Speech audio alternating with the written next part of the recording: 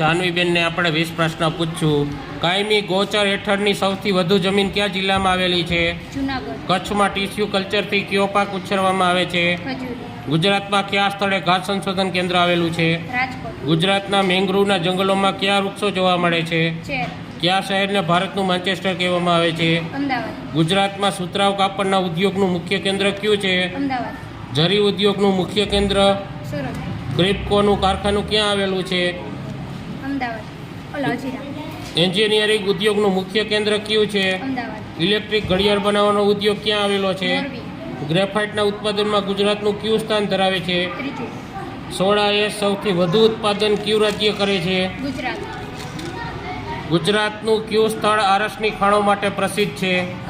અંબાજી. ચિનાઈ માટીમાં ગુજરાતમાંથી કયા જિલ્લામાં ખોદી કાઢવામાં આવે છે?